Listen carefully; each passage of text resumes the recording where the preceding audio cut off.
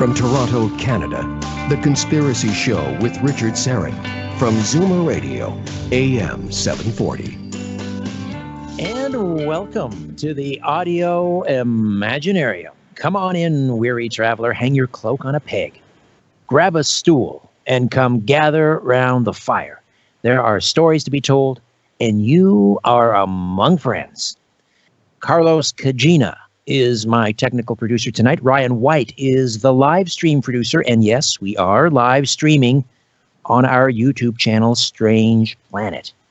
Now, we're going to take a break from the coronavirus tonight. I think we could all use a bit of a diversion, but very quickly.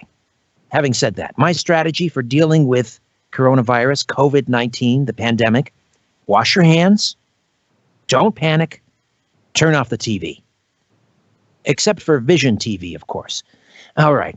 I say we're taking a night off from coronavirus, but I can't promise these next 2 hours will be any less frightening. The brothers Faull, filmmakers Justen and Wes Faull, are standing by to discuss their new documentary, Higher Entities, The Lost Tapes. And they will be here for the full 2 hours, the entire program. And we will open the phone lines for questions and comments in hour 2. Before that, have you checked out my podcast, Conspiracy Unlimited, yet? Same great topics and guests as this radio program. New episodes drop every Monday, Wednesday, and Friday, and it's available wherever you get your podcasts, including Spotify. Go to conspiracyunlimitedpodcast.com, conspiracyunlimitedpodcast.com. I wanted to share something else with you before we get rolling here. Not sure if you're familiar with the Daily Star Online out of the United Kingdom, but on Friday, someone tweeted this, sent me a notification. On Friday, March 13th, the Daily Star ran a story on an exorcist who was discussing how he witnessed a woman supposedly possessed by a demon who was levitating for 6 hours up near the ceiling. She was basically holding onto the ceiling for 6 hours. And that exorcist, quoted in the Daily Star Online in the UK, is Bishop Ron Faull Enright. And that may sound familiar to you because he was recently on the program. In fact, the Daily Star attributed the story to this very program. They mentioned the Conspiracy Show with Richard Syrett right in the opening paragraph. And I've tweeted that story with a link to the Daily Star Online, as well as a link to the particular episode of the Conspiracy Show where you can hear the entire interview I did with Bishop Faull Enright. Again, that's up on my my Twitter feed, and that is at Richard Syrett. At Richard Syrett. S-Y, because I love you, R-E-T-T. Now, speaking of demonic, my next guests have pieced together a harrowing story involving a secret government UFO program. Jack Parsons, the founder of JPL, the Jet Propulsion Laboratory, infamous occultist Aleister Crowley, and L. Ron Hubbard. After years of research and countless interviews with witnesses, their conclusion is rather stark. The U.S. government is aware that UFO and alien abduction phenomena have nothing to do with extraterrestrials and everything to do with the demonic realm. Justen and Wes Faull are veteran researchers and filmmakers specializing in the areas of theology, world religion, the occult, and supernatural paranormal phenomena with a biblical perspective. The two are writers, directors, and producers of Faull Bros Productions. Justen is the founder and host of the Fourth Watch Radio Network. And their new documentary from Fourth Watch Films is Higher Entities, The Lost Tapes. Justen and Wes Faull, welcome to the Conspiracy Show. How are you? Richard, thank you. Richard, hey. Thank you so much, brother. It's good to be back with you again. Yeah, it's great to talk to both of you. We were recently together on Coast to Coast AM, and we had such an enjoyable time. We thought we'd reprise that conversation here tonight over the next 2 hours. So, and let me just invite either of you to jump in at any point. Justen, Wes, don't be shy. I'm not going to direct these questions to anyone in particular, but whoever wants to take the ball and run with it, please do so. Let's begin this story. In the 1940s, And tell us a little bit about one of the co-founders of the Jet Propulsion Laboratory, Jack Parsons. Who was he? Wes, you want me to start off? You want to start off? Either way, you can go ahead. All right. Well, Jack Parsons, I want to just go ahead and say this. Jack Parsons is a man who had brought so much to the table in his lifetime that without his work, without the technology breakthroughs that came through his hands, we would not have the NASA that we have today. We would not have jet propulsion. I'm not saying somebody else would not have come along likely down the road, but so much of what we have today with our technology, military applications, rocket technology, NASA, so much of this, Richard, came through the hands of Jack Parsons. I think it's really important to also note that Jack Parsons was not formally trained. Okay, this is kind of a little spooky little nugget. This is a guy that brought more technology breakthroughs than anybody else that I've ever heard of in history, yet he had no formal training. And it's interesting that he literally was channeling. He was involving himself when he was not in the lab. Imagine, if you will, you have a hard worker and he's working in the lab, and then he goes home, like everybody goes home, and they kick their feet up, they have a beer, they watch TV, but not Jack Parsons. Okay, Jack Parsons goes home and he engages in sex magic rituals. Okay, while everybody else is having dinner and everybody else is, cozied up around the fire, the radio, Jack Parsons is out communicating with spirits, inviting spirits into his body, seeking spirit guides, seeking technology to be given through rituals. Black magic. We're talking black magic. We're talking black magic, sex magic. We're talking taking rituals that were written about by Aleister Crowley, and then he was taking those rituals and even creating addendums.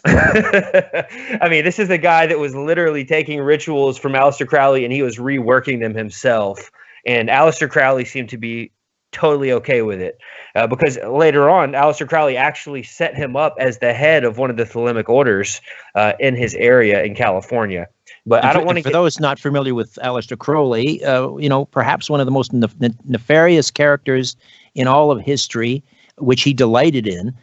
He was, as you mentioned, with the Dual Society and the Thelema. It was an occultic, the gold. Yes, exactly. So this was a practitioner of the dark arts, Aleister Crowley. He was a Luciferian Moses. A Luciferian Moses. Interesting. All right. Did Parsons and Crowley ever meet? Now, we do believe that they did meet, yes. We believe that there was a meeting that took place, could not have been a whole lot before Parsons blew himself up. I don't want to jump too far ahead on there. But what we do know, whether they met or not, because I can't prove that they met, there's speculation. What we do know is that there were at least a couple letters addressed from Crowley to Parsons directly. All right. So by day, a rocket scientist, not formally trained, and at night, a practitioner of black magic, sex magic, the dark arts, basically. Okay, so there's also an affiliation with the founder of Scientology and the science fiction writer L. Ron Hubbard. How does he fit in with Parsons and Crowley? What? Yeah. Both of them were disciples of Crowley. And so they were working their way up into the higher orders of that. It's very compartmentalized and very demonic at its base. But you had this.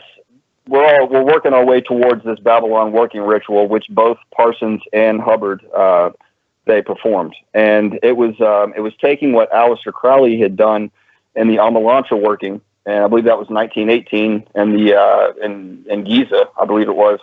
And so when that happened, just to kind of go back a little bit and then move forward, he was successful in bringing over this entity Lamb. So back in 1918, Crowley successfully opened up a portal, ripped the hole in space-time, and this entity Lamb came through. And he was also successful.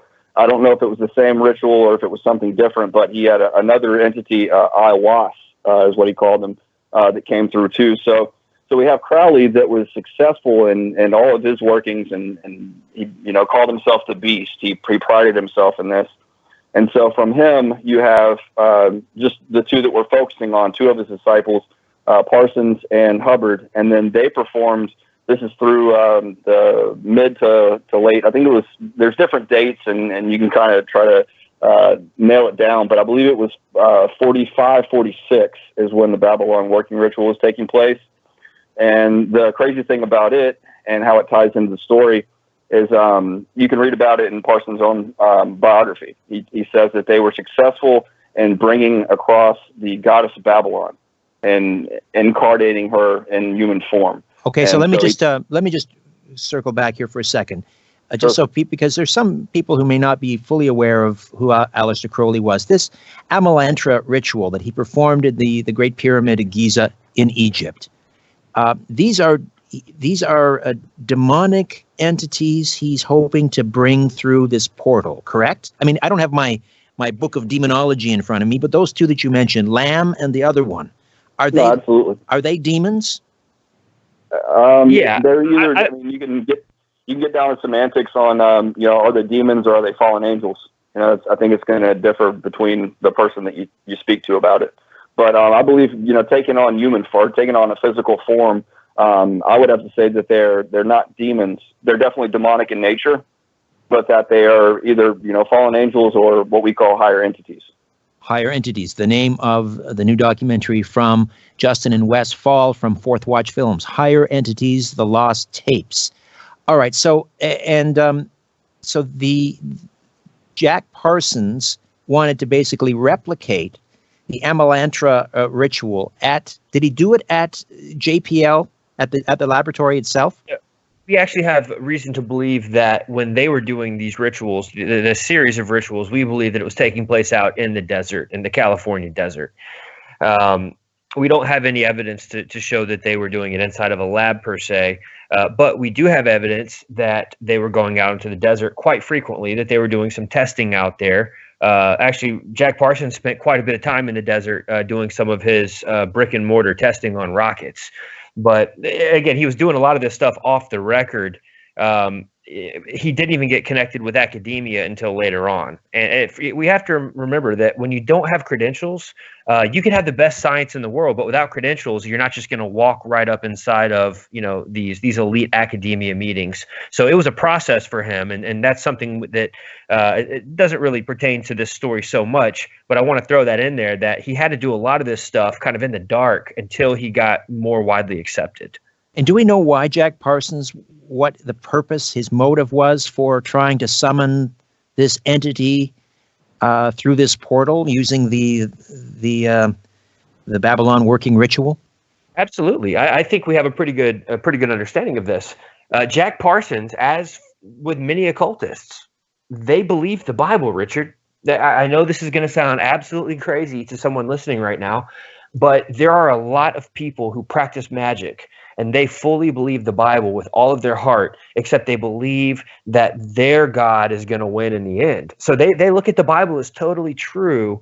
They just look at it as, you know, basically it's going to end differently than the Bible says. They look at it as historical. It's definitely a spiritual book, but they say that God and Jesus, that is actually the opposite force, the evil force, and that Lucifer is the underdog. Lucifer from time, you know, the beginning of time, Lucifer was the good guy. He's basically been misunderstood. And so with that mindset, Jack Parsons knew what the end times prophecies declared, and you know, you get into this idea of the final Babylon, the Babylonian system that's going to be the final Babylon, and you get into this whore of Babylon. You get into this idea of these crazy spiritual principalities that the Bible talks about that are going to be unleashed on the face of the earth during this last time, known as what we call the Great Tribulation, and he knew that this was going to happen, and I think he was trying to get a head start in trying to summon what he believed to be a physical manifestation of this Babylonian whore, this harlot. Depending on what Bible translation you're using, she's known as a great whore or a harlot.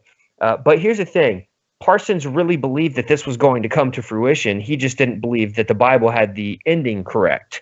And so Parsons and Hubbard wanted to bring about this Babylonian whore, this personification, if you will. And they believed that this entity was going to come through the portal and that it was going to impregnate, that there was going to be something in the sexual act, that the woman who got impregnated during this sexual ritual, that the child she was going to give birth to was going to be the moon child. Okay, now the Aleister Crowley talked about the moon child. They believed that the moon child was going to come through, and that, interestingly, that it was going to be a woman who was going to rise up to fame and power. She was going to be charismatic. She was going to be doing all sorts of political moves, changing the way things were. International status. And they believe she was literally going to help usher in this final world ruler that the Bible calls the Antichrist. Parsons knew that. He believed it. He wrote about it in his writings. And what's crazy is that this entity, declared to be Hilarion. Now, Hilarion, this is crazy. Matter of fact, when people go to our Vimeo channel, we have just released a director's cut of a new film. We've not released it yet through Fourth Watch Films, and it gets into a deeper understanding of Babylon working. But what we do is we break down why all signs point to Hillary Clinton as being this child that was born. The dates are about right. I mean, I would coincide. I'm not sure how old she is. Is she 72, 73? A year later, she was born. Ah, okay. Yeah, 72 this year, I think. There's a lot of very strange information we break down in another film on that, but I just want to drop that info out there that they were not trying to bring about the Antichrist. They were trying to bring about someone who was going to be a forerunner, someone who was going to be almost a John the Baptist of the Antichrist, who was going to really help pave the way for this spiritual, political, religious entity to kind of enter into the scene. All right. Now, so in 1947, a couple years later, we have really the birth of the modern day UFO phenomena. We have Kenneth Arnold, and we have Roswell, and we have the Aztec UFO incident, a number of other incidents around New Mexico. So what is the connection then between this Babylon working ritual performed out in the desert and what's going on in 1947? I guess we'll just we'll rotate a little bit. Wes, you want to take this? Yeah, that's fine. Off the top of my head here. So they started to notice. You had Project Blue Book that opened up there, and so they were noticing that there was this influx in the UFO phenomenon. Everything that you just mentioned, Richard. They started to take note of that. The government was watching. And so the FBI, I have to go back to Darren breaks this down in our film. He calls it the used aircraft incident. And so Parsons was working with used aircraft at the time, and he took some sensitive papers that set off some alarms, and the FBI gets involved. They start investigating him, and they found out that the Air Force was watching him too. And so the big thing was Parsons came out and said that UFOs were going to be used to convert the world to Crowleyanity. So that's a pretty in-depth statement there. And so when the documents went missing, the investigation goes into Parsons, they find out about this. They're like, well, maybe there's a connection. And so they approached Parsons, and they asked him, are you responsible for this? Because I guess the word of the Babylon working was kind of getting passed around in a small circle. And so he took credit for it. He said, yeah, I think I'm responsible for it. And so from the FBI's investigation, they started a small think tank, and this think tank picked up where Blue Book left off. Basically, it couldn't answer all the questions that they needed. And the big thing was, what's the significance of the Jack Parsons Babylon working link? And so this think tank gets sparked. They start looking into it, and we can kind of move into the Collins Elite here whenever you want. But that's basically where they were birthed. They were part of this small think tank, and they saw the research that was done on Parsons, and that it was satanic ritual. I mean, it was a cult ritual by the book. And so they, because of their Christian faith, they had hesitations about it. And there was two different factions. You had some that were like, okay, this is a guaranteed way that we can make contact. And then others were like, yeah, but this is demonic in nature, and these are nefarious beings. Right. Now we're coming up on a sorry, break here. That's all right. We're coming up on a break here in about a minute. I just wanted to get one main point in here before we break, and that is, aside from the UFO incursions in 47, were people reporting other strange phenomena after this portal was opened by Jack Parsons? Yes, you even have people talking about these strange men in black suits showing up in different places. There was all manner of strange phenomenon taking place. And think about it like this. It would have been the fall off, or the fallout. This was just something that kind of came through with the Whore of Babylon coming through the portal. This was just some of the aftermath. This is what was going to happen. Things were going to come through when that portal was opened. All right, we'll leave it there. We'll take a quick time out. Justen and Wes Faull from Fourth Watch Films. Their documentary is Higher Entities, The Lost Tapes, right here on The Conspiracy Show. My name is Richard Serrett. Stay with us.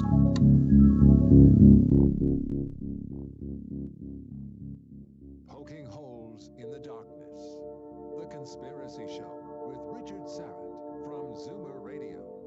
To see the light, call Richard now at 416-360-0740 or toll free at 1-866-740-4740. Group travel. Get clean and feel refreshed and support veterans all at the same time. Check out Hero Soap. I want to welcome a brand new sponsor to Conspiracy Unlimited, and I couldn't be more proud to be associated with the good people at Hero Soap.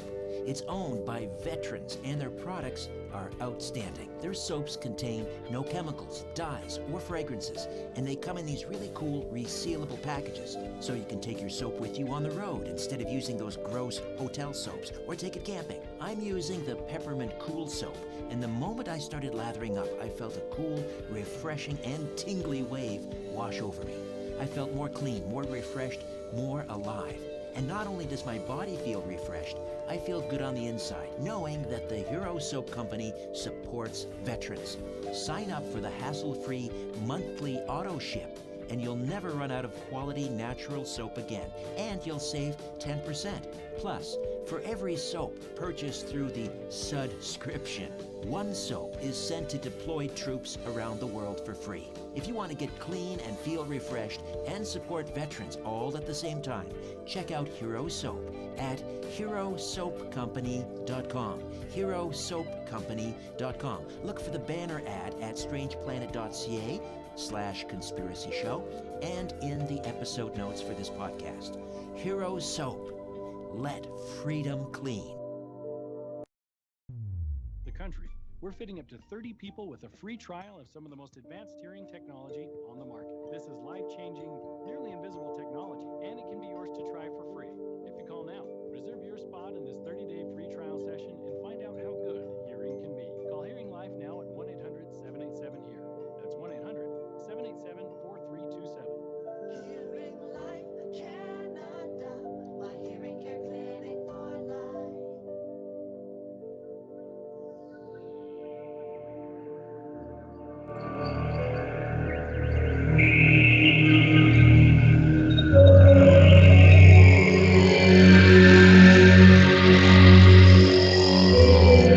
All right, welcome back. Justen and Wes Faull, veteran researchers, filmmakers, brothers, with Fourth Watch Films, and their new documentary is Higher Entities, The Lost Tapes, and they draw some interesting parallels, or connect the dots, rather, between the modern-day UFO alien abduction phenomenon and occultic rituals performed by the co-founder of JPL, Jet Propulsion Laboratories, Jack Parsons, back in the 1940s. He was a devotee, or a disciple, if you will, of Aleister Crowley. Likewise, so was L. Ron Hubbard. Supposedly, they performed a ritual in the desert in California, not dissimilar to the Alamantra ritual, which was performed by Crowley at the Great Pyramid of Giza, in which he supposedly brought through some sort of entity. One might argue that they were demonic, So Parsons performs the Babylon working ritual in order to usher in, I suppose, the arrival of what we would call the Antichrist. But something else came through in addition when he ripped that seam in the time-space continuum, if you will, and in waltzed other entities, and this gave rise to the UFO phenomenon starting in 1947. And you mentioned there were these two opposing factions within, I'm not sure, the Pentagon. We had on one side those who were, I guess, like-minded with Parsons. They wanted to continue to communicate with these entities, perhaps strike some sort of Faustian bargain with these entities. And then you had within that group Christians, and they objected to this, and they wanted to put a stop to this. And this is the Collins elite, correct? How did they get their name, the Collins elite? There's a little bit of a gray area there.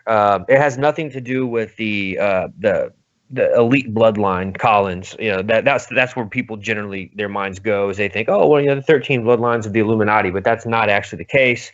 The story that we tend to hear, and again, listen, there's a lot of things about the Collins elite that people are speculating on because there's so little information. That's why we set out on this journey. But what makes the most sense is that they named him the Collins elite based on a certain location where they were meeting. And I'm probably going to butcher that a little bit because everybody has their own version. But I want to make a quick statement here. If you get, the government is filled with so many different types of people from different backgrounds, different opinions. And if you get a big room of people together in the government and you put them all on a case, what you're going to get is a whole lot of different opinions. And you've got the official opinion that's given to everyone, kind of like the official story. And then as the research committees start working, there's going to be some factions. That's what happened here. Okay, if you could just imagine them sitting you down in a room with a whole bunch of we're not talking about just one agency. We're talking about, interagency groups. And you're all sitting down and you're getting debriefed on there's countless UFO phenomena taking place, like crazy stuff that's never been reported before. People are seeing things that we're not even seeing in the movies of the 40s. Okay. They're seeing technology manifesting in public. They're seeing entities, shadow creatures. In some cases, there's reports of men in black showing up. All of these different things are taking place, and it's causing a little bit of hysteria, I could imagine, because back in this time period, we're dealing with the old world here. I mean, compared to what things are today. And in this time period, it was America still had a lot of a heavy Christian ethos. There was kind of a Christian idealism that was kind of taking place back in that time period. It was a little bit more accepted and less, how can I say this, less occultic in the mainstream. Today, occultism is popular and it's widely accepted. But back then, it was not quite. And so this was kind of new. And people were realizing in the government, wow, all of these things, all of this technology, this amazing technology coming through the hands of Jack Parsons was received through satanic rituals. So they're thinking maybe there's something that we don't know. Now, some people got excited with that. Some people got a little bit on edge. And the ones that got excited, they started out with kind of a mentality of, we're going to figure out, how they're doing all these things. They wanted to learn. And then the people that were concerned, that's where you get this group known as the Collins elite. They had a Christian worldview. They had enough knowledge of the Old Testament and the New Testament to understand that God was not okay with sorcery. God was not okay with channeling. Matter of fact, channeling is mentioned specifically in the Old Testament. It was forbidden. God's people were forbidden to channel any spirits or even to enter into covenant with other gods. These are things that a lot of people in church overlook because pastors want to, give these ear-tickling messages. But the Bible actually talks a lot about the demonic, a lot about the supernatural world. And God says you are not allowed to channel and you are not allowed to enter into covenant with other gods. And so the Collins elite said, this is not okay. We need to be cautious here. And then they started to witness that inside of these government-assigned groups, by the way, these groups do not exist. We need to officially, right? Officially, right. On Coast to Coast, we mentioned that this type of a group was called a limited access program, or an LAP. And when you're dealing with a limited access program, Richard, no one in Congress has to know a peep about what's going on. Like, limited access literally means it does not exist. And if the lid gets blown, everybody disband and never talk about it again. So that's what we're looking at here. This was a limited access program. Inside of the limited access program, the Collins elite are now in a very dangerous territory, because these men are now in opposition in their ideology. They're in opposition to what some of the larger group is doing. The larger group is now kind of embarking on trying out satanic rituals of their own. And let me explain why here. Jack Parsons was successful according to his own biography. But here's the thing we have to realize. Jack Parsons was a man of science. He lived by the scientific method. And so he applied the scientific method into his satanic rituals, which means that he's going to keep doing these rituals until he gets it to work. He had faith that Aleister Crowley knew what he was doing. And so he had faith that if Crowley could do it, he could do it. And sure enough, he says by the scientific method, he was finally successful. He says it finally took, and we opened the portal. The reason that's important to kind of make sure we hash through that here is because in the occult belief, they believe that the person that opens the portal has to be the person to close the portal. Now, in the occult world, people were probably scrambling to know that UFOs and entities were just pouring through this gateway that got opened. And Jack Parsons blew himself up by accident just a few years later. 1952, Jack Parsons blows himself up in his home laboratory.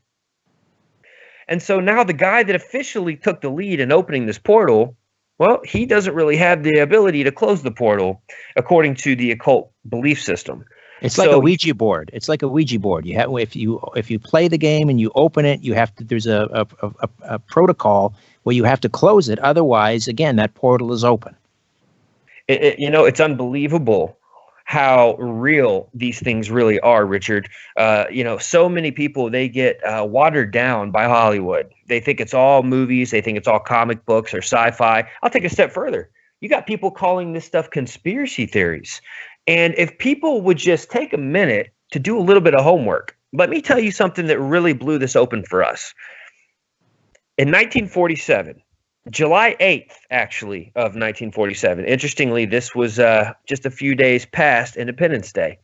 1947, FBI document 6751 enters into classification. Okay?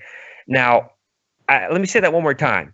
FBI document 6751. This is a document that everybody listening needs to check out. It is declassified. You can download this from the FBI vault.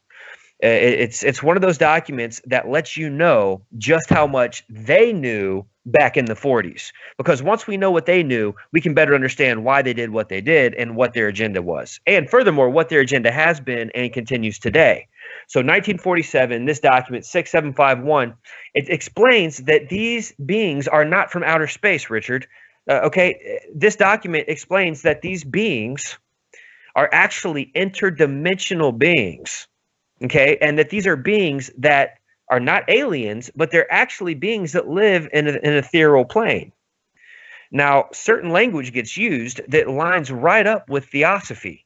Manly P. Hall, Madame Blavatsky, and so many others. And so how can I say this? I really want to try to make this part brief, but this document gets submitted by a popular member of academia to the FBI. We have to know the FBI gets tons of documents. Tons of submitted documents. Now, they're not official FBI documents. Once they get submitted, they have to go through a process. But they get a lot of warnings. They get a lot of phone calls. They get a lot of letters. A lot of weird ideas probably get dropped off on their doorstep. And in 1947, when this document came through, it was penned by a prominent member of academia who also was involved in the occult. And he wanted them to know that he had some answers for some of the things they were dealing with. Well, the guy that receives this document in the FBI, he immediately classifies it. And then he forwards it to a whole bunch of other elite members of federal agencies. Okay, their eyes only. And then he says, we need to be real careful not to accept this document as fact. He says, because this information was received through supernormal or paranormal means. So all of this information was given to the guy that wrote the document through communication, very much like what Parsons was involved in, communicating with entities, channeling, automatic writing. And so this guy in the FBI says, we should just go ahead and, cover this up. There's really not a whole lot of merit to it. That's what he said. Now, but then he classifies it.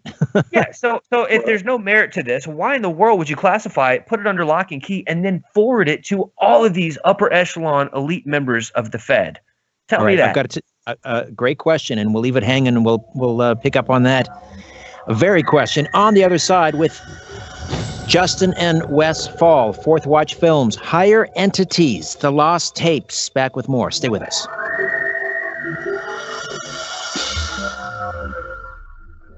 Different views make great conversation. This is The Conspiracy Show with Richard Serrett on Zoomer Radio. To speak with Richard live, call 416-360-0740 or toll free at 1-866-740-4740. The future of SUVs has arrived. The all-new 2020 Ford Escape with available head-up. My Strange Planet shop is filled to the rafters and bursting with great gear. Check out the Toxic Male and the Protect Our Power Grid t-shirts. My personal favorite right now, though, is my line of t-shirts celebrating carbon dioxide, the miracle molecule that makes life possible on our planet. But there's more than just t-shirts. There's mugs, phone cases, great hoodies and sweatshirts, tote bags, stickers, and more. The proceeds from the Strange Planet shop goes to support the work I do here. They help make this podcast, Conspiracy Unlimited, and my weekly radio program, The Conspiracy Show, all possible. So, get on up to my Strange Planet shop today. Just go to strangeplanet.ca. Remember, Christmas is coming. It's a strange planet. Get the gear.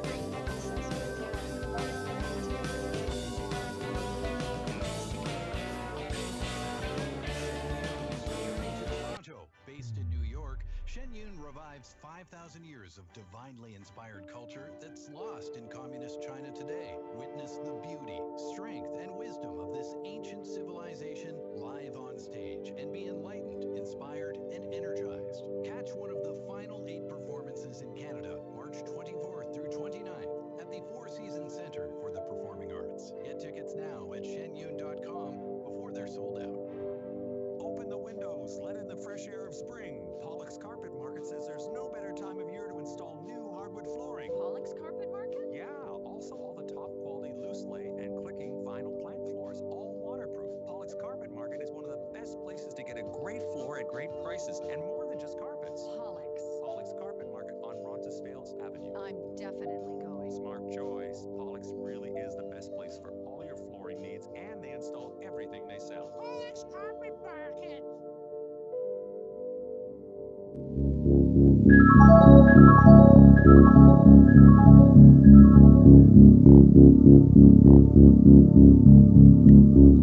Welcome back. Justen and Wes Faull, veteran researchers, filmmakers, brothers. Fourth Watch Films, and the new release is Higher Entities, The Lost Tapes, where they connect the dots between the modern-day UFO, alien abduction phenomenon, and occult practices of Jack Parsons, the co-founder of the Jet Propulsion Laboratory, Aleister Crowley, L. Ron Hubbard, and others. We were talking about FBI document 6751. How did you guys find that, uncover that document?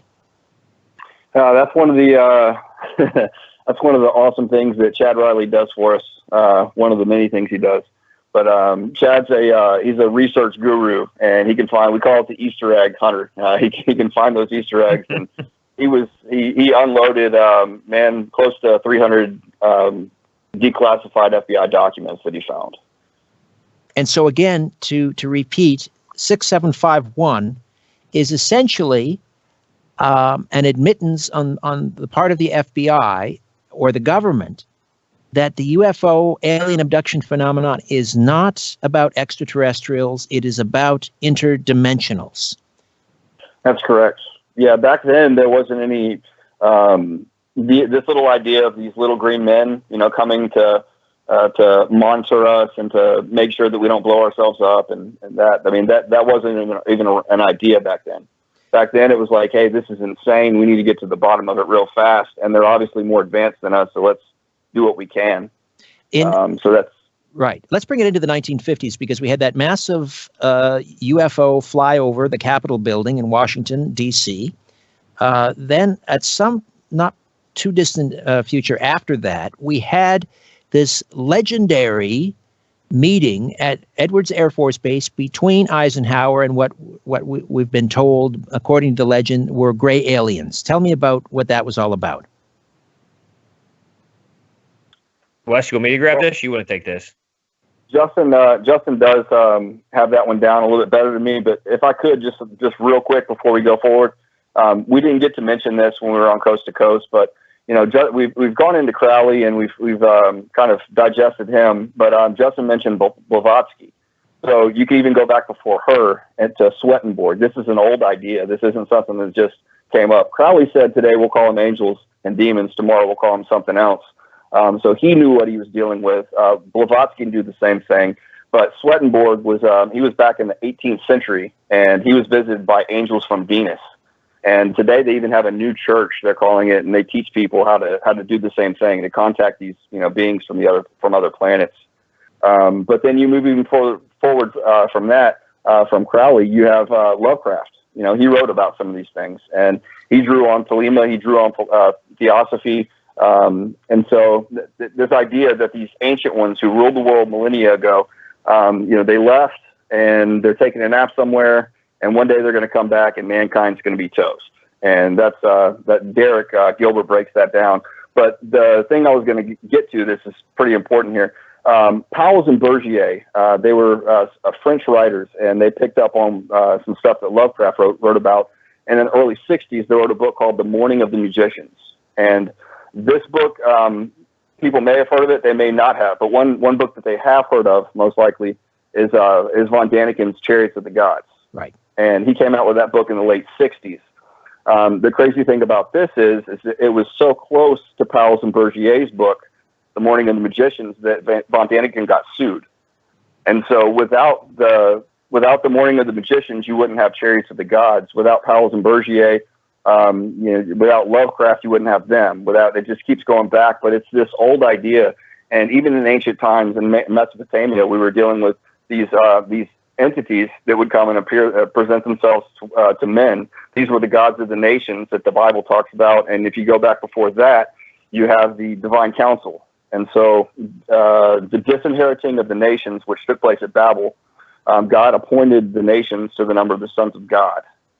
And it sounds like a great thing. They were helping him. But then when they started to receive worship, it's all been downhill from there. Right. So these sons of God, to go forward. And these sons of God you're talking about are fallen angels. Basically, God said he carved out Israel and he said, this is mine. The rest of it, okay, you fend for yourselves. Basically, the fallen angels are in charge. Exactly. Now, to think that those fallen angels, Richard, maybe even some of the exact fallen angels that were active doing things back then, possibly are some of the same fallen angels that are appearing as these Nordics to some of these government groups that we're talking about.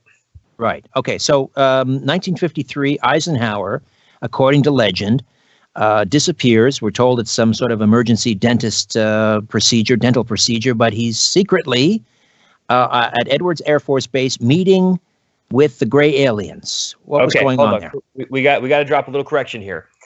First of all, that was actually 1954, and the gray aliens were not until 1955. So 1954, and here's the thing.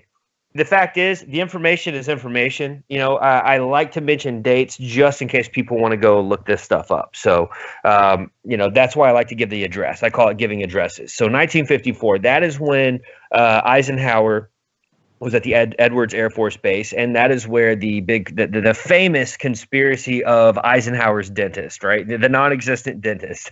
And so what happened was, according to some of the stories that are coming from Eisenhower's family, and again, this first go-round, there was not a whole bunch of eyewitnesses as there were at the next. But 1954, they say he has an emergency dentist, a dental need, which there's no record of that, by the way. He goes to Edwards Air Force Base, and there are two Nordics that would appear to be probably very attractive, blue eyes, pale skin.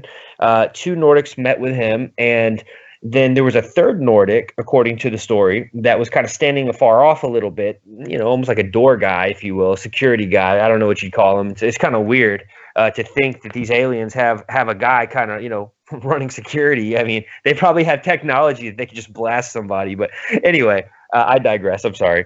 Edwards Air Force Base, they meet, and the Nordics are trying to work out a deal with Eisenhower. Okay, they want to work out a deal, and in turn, basically, they were willing to work out a deal if Eisenhower gave a green light, that a guarantee that that we, as an American government, were going to stop playing with nuclear weapons. That was kind of the gist of that. Eisenhower wasn't too keen on that idea. Now, a year later, he's at Holloman Air Force Base. Now, I'm going to jump in. Justin, I got to jump in right there. There's that music coming up. That means it's time to step away for just a moment. We'll come back. Justen and Wes Faull, Fourth Watch Films, Higher Entities, The Lost Tapes, back with more. My name is Richard Sarrett. Stay with us. Shaking the world and seeing what falls. This is The Conspiracy Show with Richard Sarrett from Zoomer Radio. Are you struggling to lose weight? At the Bernstein Diet and Health Clinics, we've been helping people lose weight and feel great for over 40 years. And we can help If you want to support my work here at Strange Planet, please consider becoming an official donor. It's easy. Just go to patreon.com/Strange Planet. There are several donation tiers to choose from $1 per month to $50 a month. For the month of December, new donors at the $10, $20, and $50 per month tier receive a free mug from my Strange Planet shop. Donors in the $20 tier also have their names appear on a crawl during the YouTube live stream of my weekly radio program, The Conspiracy Show. And donors in the $50 tier receive a special on-air thank you on my radio program. Whatever you give, your support helps keep my radio program and this podcast going. Help me pursue the truth wherever it leads. Patreon.com/Strange Planet. Thank you, and God bless. Not all income is taxed the same way. In today's high tax rate environment, it's not just the returns you make, but how much of it you keep. By earning more tax-efficient income, you can extend the life of your retirement nest egg. You don't have to withdraw as much annually if you can keep more of what you earn. To meet with Janice, call 416-860-7781. Volunteer at the Toronto Zoo and learn a thing or two. On your first day as an adult zoo volunteer, you'll become a positive force for animal good. You'll inspire kids and families to love nature by facilitating activities and engaging guests. And you can pass on what you learned to your own family. Grandpa? Grandma says a polar bear's fur isn't white. Visit torontozoo.com. Make a real difference as an adult zoo volunteer. Apply by Friday, March 27th.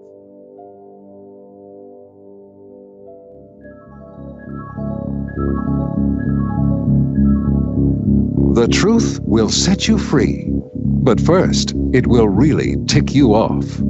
You're listening to The Conspiracy Show with Richard Sarrett from Zoomer Radio. Wes and Justen Faull from Fourth Watch Films, Higher Entities is their new documentary, and that takes us on quite a wild ride from Jack Parsons to Aleister Crowley, L. Ron Hubbard, to the modern-day UFO phenomenon. Before we proceed, let's tell the folks, Wes and Justen, how they can see Higher Entities, The Lost Tapes. I think the best thing to do is head over to our website, fourthwatchfilms.com. That's all spelled out, FOURTH WATCHFILMS.com, fourthwatchfilms.com. Right now, we're actually still running, I think it's like a 20% off deal right now on the combo pack. You can get higher entities, the lost tapes, and what I would call our magnum opus film, Hollow Earth Chronicles, Episode 1, both of which really do kind of cross over into the same type of information. It's very important information. But Hollow Earth Chronicles, that is one that is definitely for the record books. Both films are available on our website. You can stream it. You can get DVDs. Every format is available at the website, fourthwatchfilms.com. Fourthwatchfilms.com. All right, we were talking about Eisenhower at Edwards Air Force Base in '54, and then he meets with the Nordics. And what was the deal that was struck there? So there was not actually a deal struck in '54. There was an attempted deal. But from the sources that I have, they're saying that Eisenhower was not willing to shut down the nuclear testing. And so he leaves the Air Force Base. Now, we're going to come back to this in just a second because there's a really interesting little caveat here. But in 1955, a year later, this is the event that more people have come out about over the years. Apparently, there was quite a few eyewitnesses to what took place in '55. So Eisenhower's now meeting with a group of gray aliens, what we would call grays, and they're working out a treaty. Matter of fact, they, according to all the best sources, including Eisenhower's family members and others who were there, I guess it was in the early 90s, maybe late 80s, early 90s. There was some, I don't know what you want to call this. It was not a conference, but there was a gathering where some of these people spoke. And it was different than what we see today. It almost looked like they were giving a debriefing of what their knowledge was of this event. But Chad Riley, once again, found these old VHS video clips of these people giving these, just deconstructing everything that took place. And I've never heard of any of these guys, but there were quite a few of them all validating that 1955, a deal was struck by the gray aliens with Eisenhower. And let's not forget that Eisenhower had the Majestic 12 information given to him by Truman when he entered into presidency. That's kind of another interesting thing, that he kind of had a head start on the alien program. So this was nothing new to him. And years prior to his presidency, from our research, we find that Eisenhower was very engaged in this type of scenario, getting into the paranormal with otherworldly entities, what we know to be interdimensional. Now, 55. Holloman Air Force Base, they enter into an agreement, and this treaty is pretty interesting because they did come to some agreements here, and I know we talked briefly about this on Coast to Coast, but just the crash course is that the alien grays basically had some terms that they wanted met. So one would be that our government would not be involved in the affairs of the aliens, and the aliens would not be involved in our affairs. They would help us develop our technology. Okay, that's kind of a no-brainer.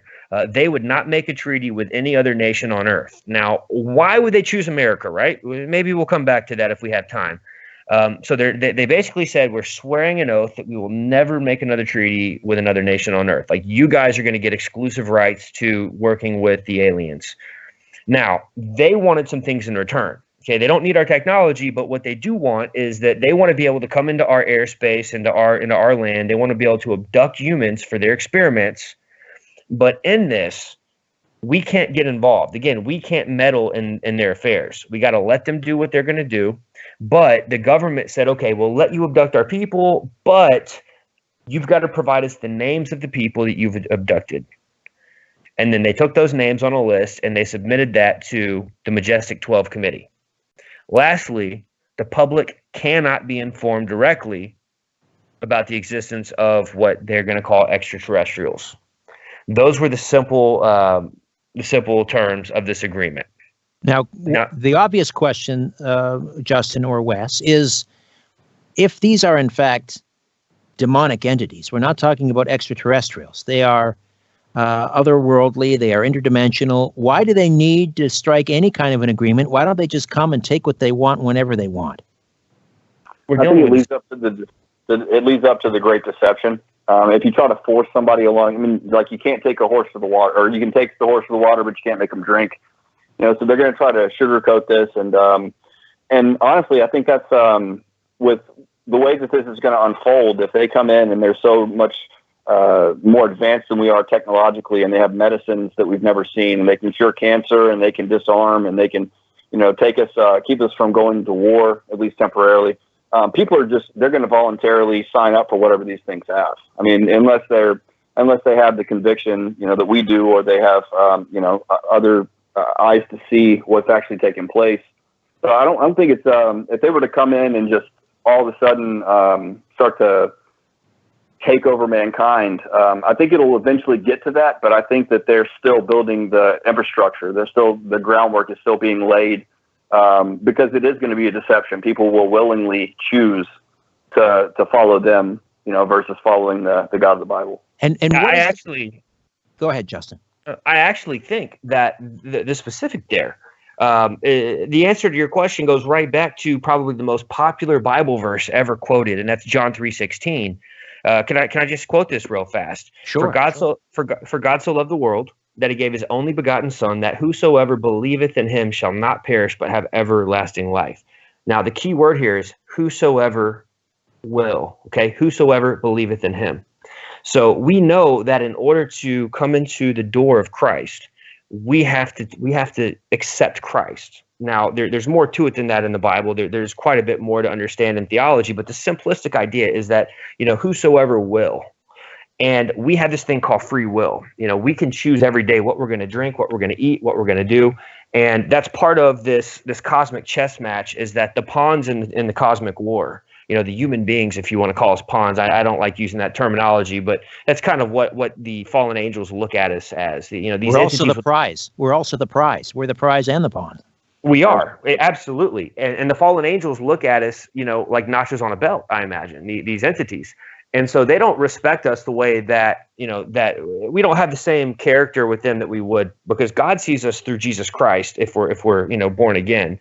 They look at us like empty vessels that they can take over and that they can win over. And if they can win us, if they can get us to believeth in them, to kind of take that Bible verse, if we can just kind of go and believe upon them instead of believing upon Christ, then our souls are part of their kingdom in their mind and not part of God's kingdom. So it's a matter of the free will. This is a matter of the spiritual warfare that every human being has to face. Are they going to accept Jesus Christ, or are they going to accept something else? At this point, does Eisenhower know that these are not extraterrestrials, that they are in fact interdimensionals, or is he being fed a line as well that these are ETs?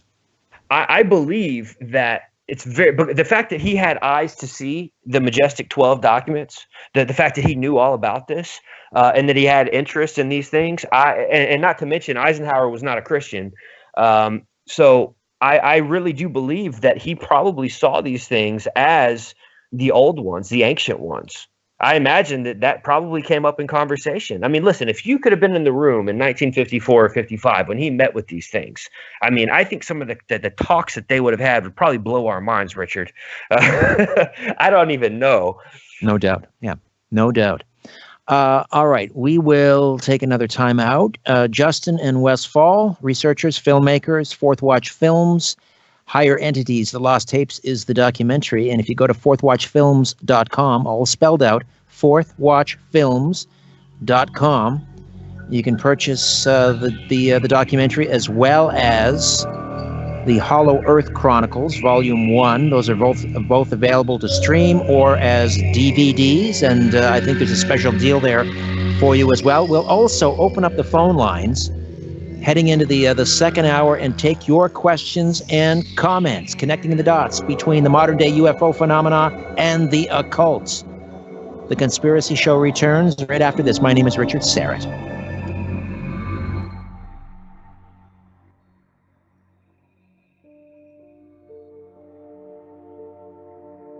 Don't be afraid of the dark. The Conspiracy Show with Richard Serrett from Zoomer Radio. To talk to Richard, call 416-360-0740 or toll free 1-866-740-4740. This is Zoomer Radio Toronto, CFZM FM and CFZM AM, owned and operated by MZ Media Incorporated.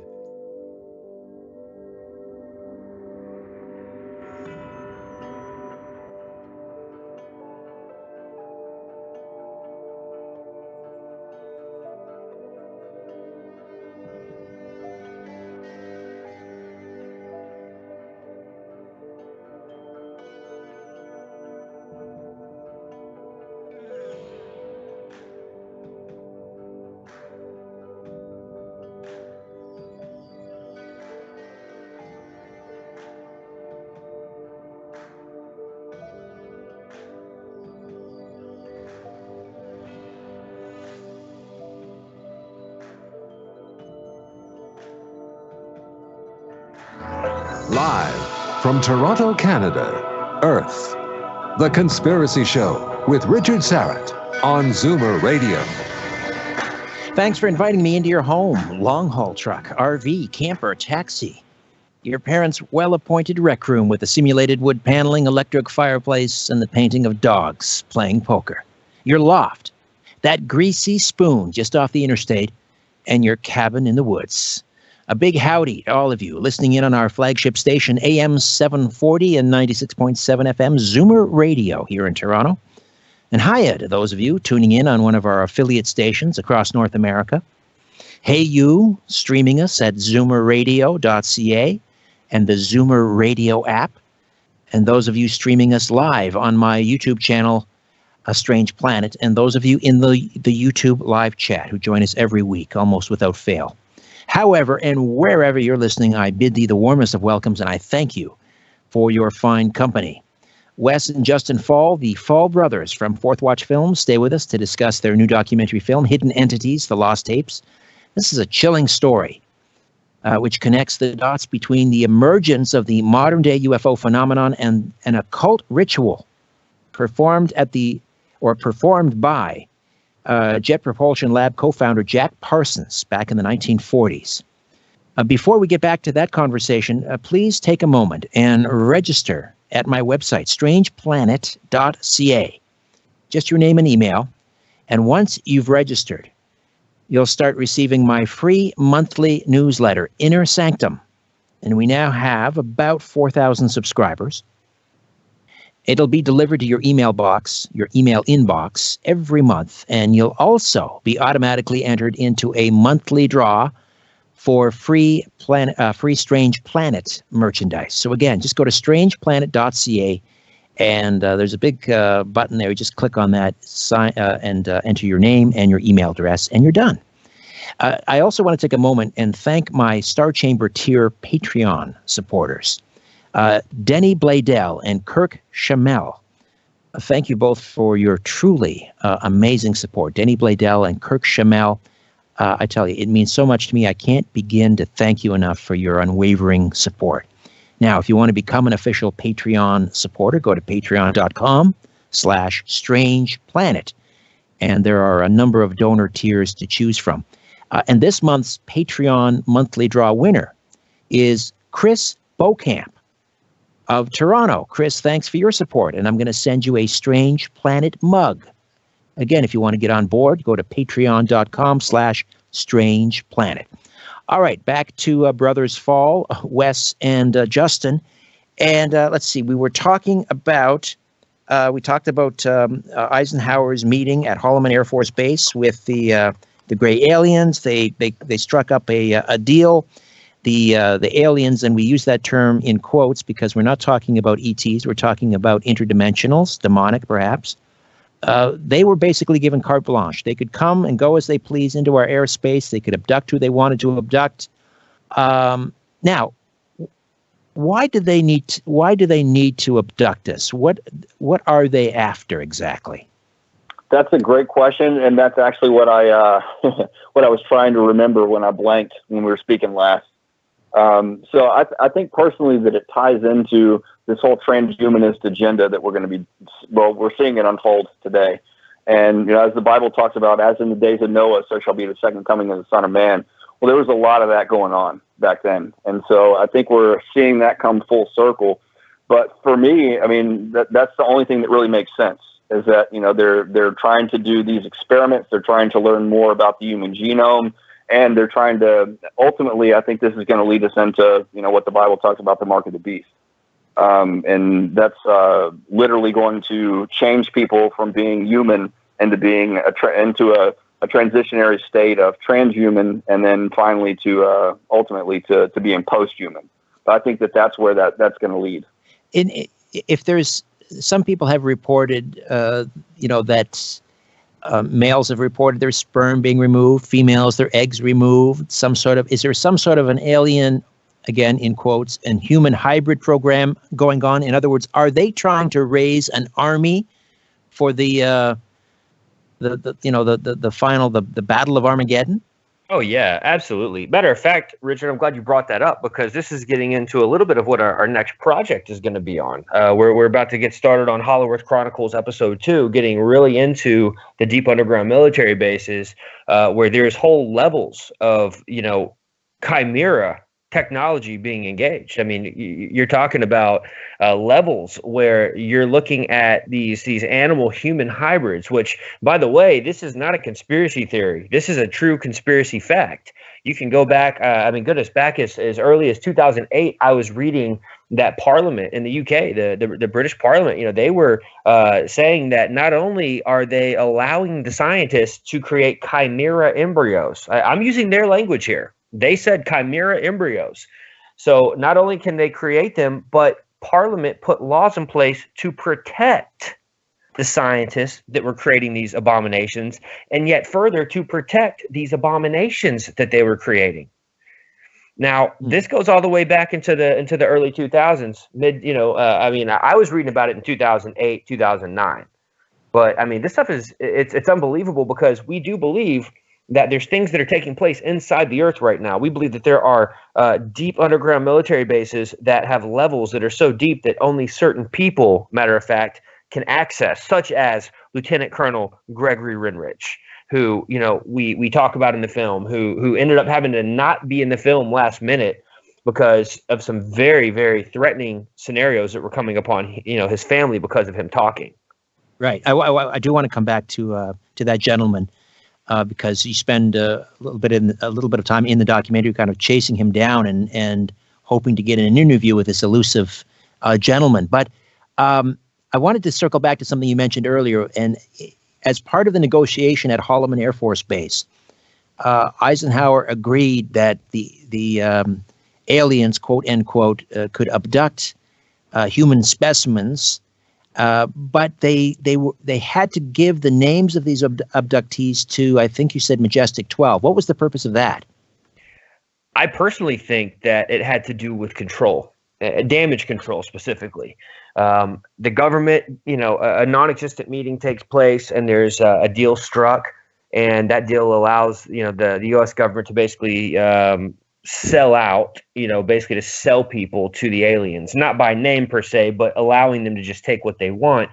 In that scenario, the government wants to know who those people are, probably for the sake of damage control, so that they can kind of monitor, that person, monitor that area, see if they're creating any buzz or any hype, and then even to further make them look crazy. Because back then, if somebody was running around talking about being abducted by aliens, they would probably be looked at as the town drunk. Right. And so I imagine that the government wanted to have their names for the sake of damage control solely. All right. I want to try and wrap my head around something here, and that is the whole UFO disclosure movement. We're being constantly teased. And I think, a large part of me thinks we're being totally played here. In other words, let's go back to Roswell. First of all, they teased us. They issued a memo.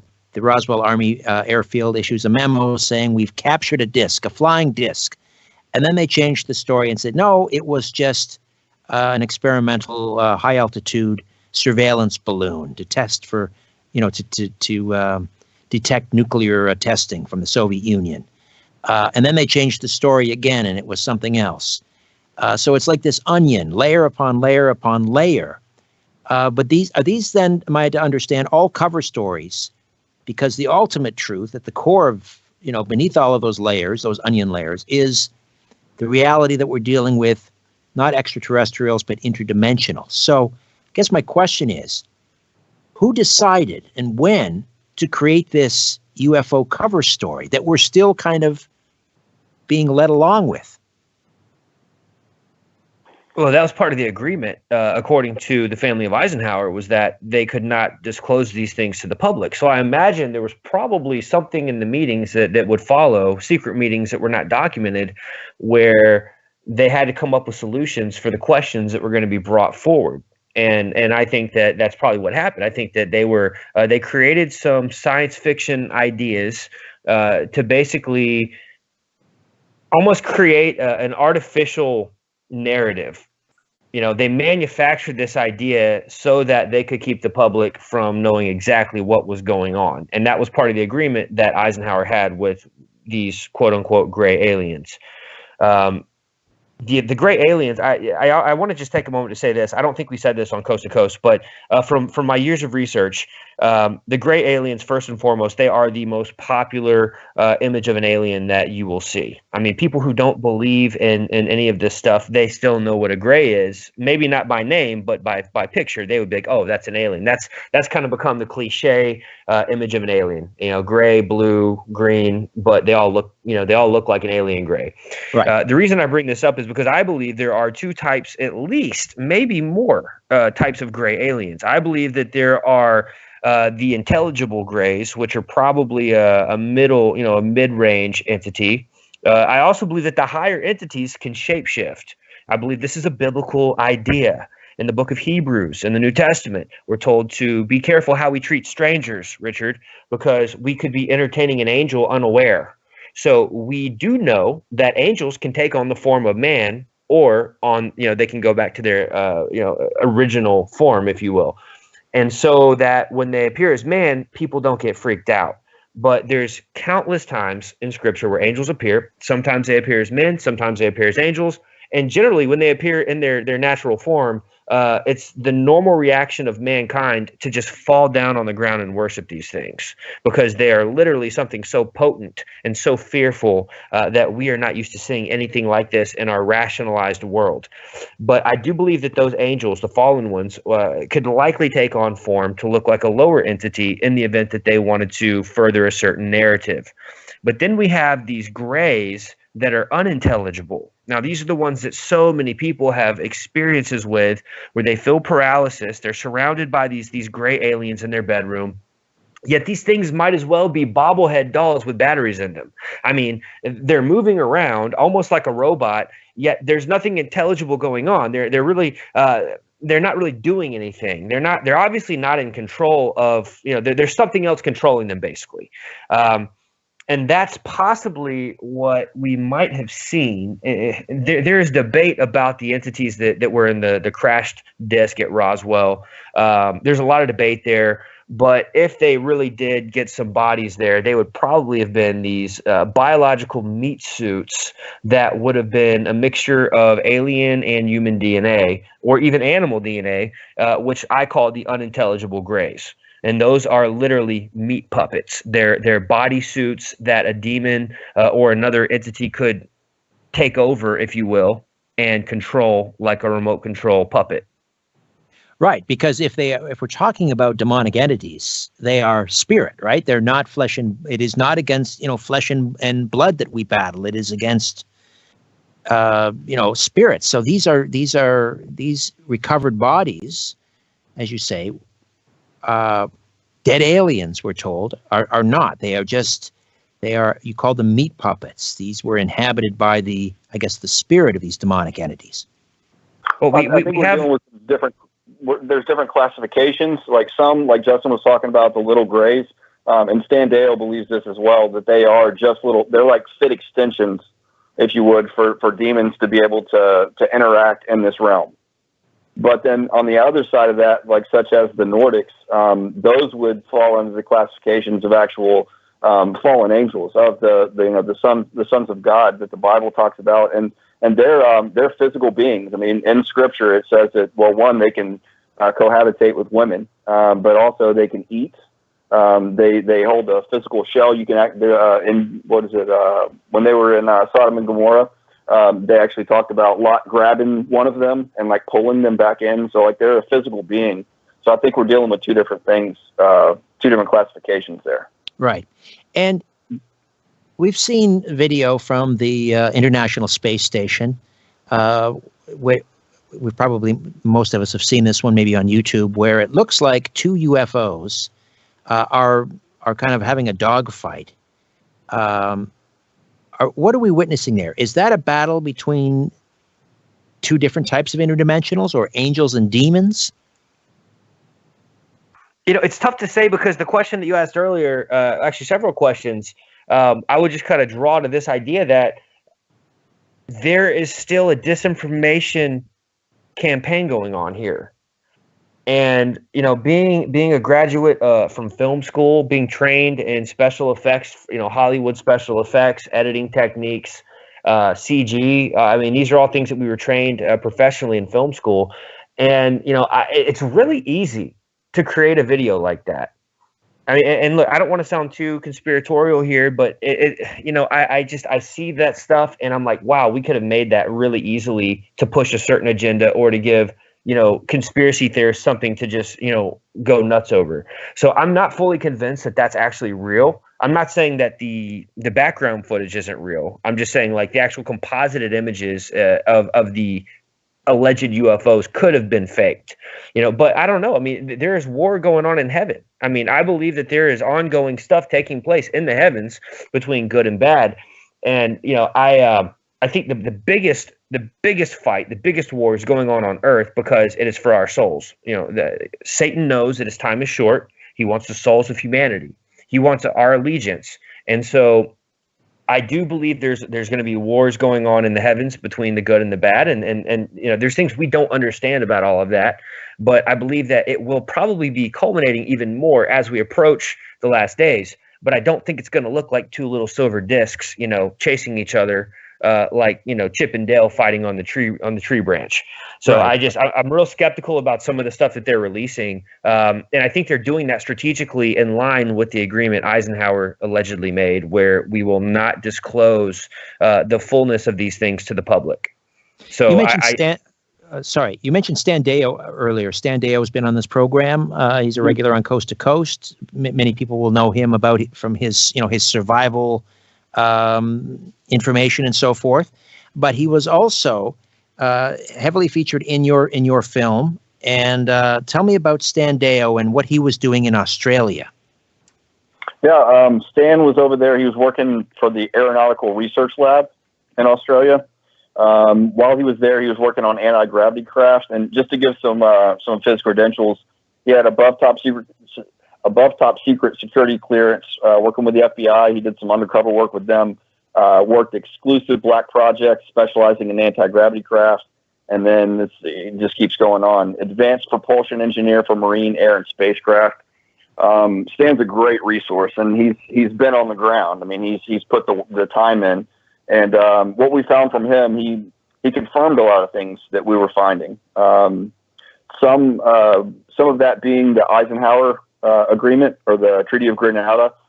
Because he was working, Stan was working in an underground military base in Australia, and he said that he was aware of the agreements that were made, and that we basically gave them, we as in humankind or governments, gave them underground facilities to work, sometimes under ocean facilities as well, and they would do that in exchange for their technology, and that's where the anti-gravity craft tech came from. He talked about time dilation. Talked about molecular physics, being able to walk through walls without breaking yourself, and just crazy stuff like that. But he said those were just like little, you know, basically toy technologies that they were trading in exchange for their space underground.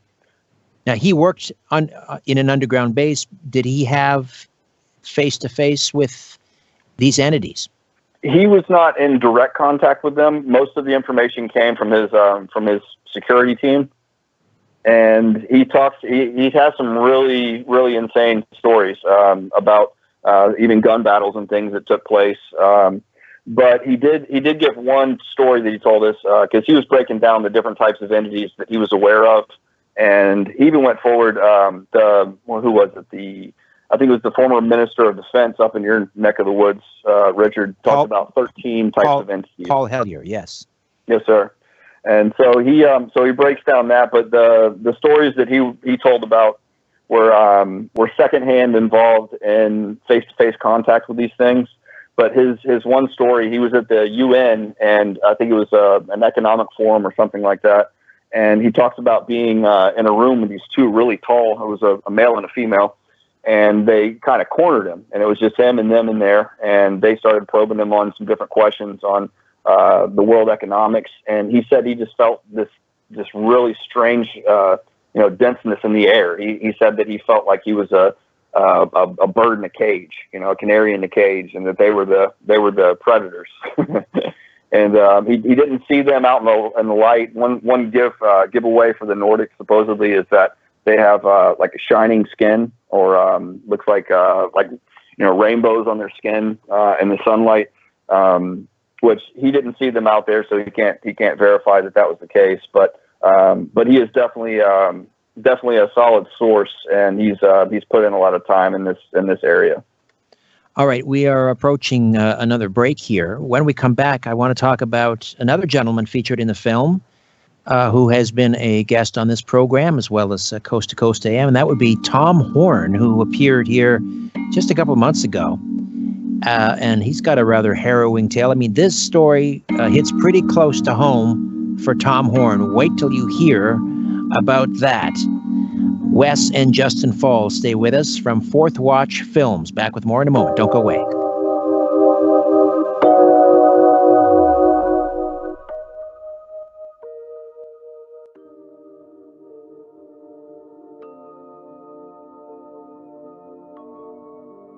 When in doubt, blame the government. You're listening to The Conspiracy Show with Richard Serrett from Zoomer Radio. 24 reasons in 30 seconds to shop at Maryland's. Up pants, slide them on, cover up the flaws. Healthy raw clinics for a happier life with the twins. Come out of the closet. Let Maryland's help you organize your clothes for daily looks. I want to welcome a brand new sponsor to Conspiracy Unlimited, and I couldn't be more proud to be associated with the good people at Hero Soap. It's owned by veterans, and their products are outstanding. Their soaps contain no chemicals, dyes, or fragrances, and they come in these really cool resealable packages, so you can take your soap with you on the road instead of using those gross hotel soaps, or take it camping. I'm using the Peppermint Cool Soap, and the moment I started lathering up, I felt a cool, refreshing, and tingly wave wash over me. I felt more clean, more refreshed, more alive. And not only does my body feel refreshed, I feel good on the inside, knowing that the Hero Soap Company supports veterans. Sign up for the hassle-free monthly auto ship, and you'll never run out of quality natural soap again, and you'll save 10%. Plus, for every soap purchased through the subscription, one soap is sent to deployed troops around the world for free. If you want to get clean and feel refreshed and support veterans all at the same time, check out Hero Soap at herosoapcompany.com. herosoapcompany.com. Look for the banner ad at strangeplanet.ca/conspiracy show and in the episode notes for this podcast. Hero Soap. Let freedom clean. It's time to protect your vehicle from its worst enemy with Crown, Canada's #1 rust protection. Crown's expert technicians apply an advanced formula to every area of your vehicle, helping it to last longer, look better, and maintain a higher resale value. Visit crown.com for a special offer and for the dealer nearest you. Crown. Protect. Maintain. Save.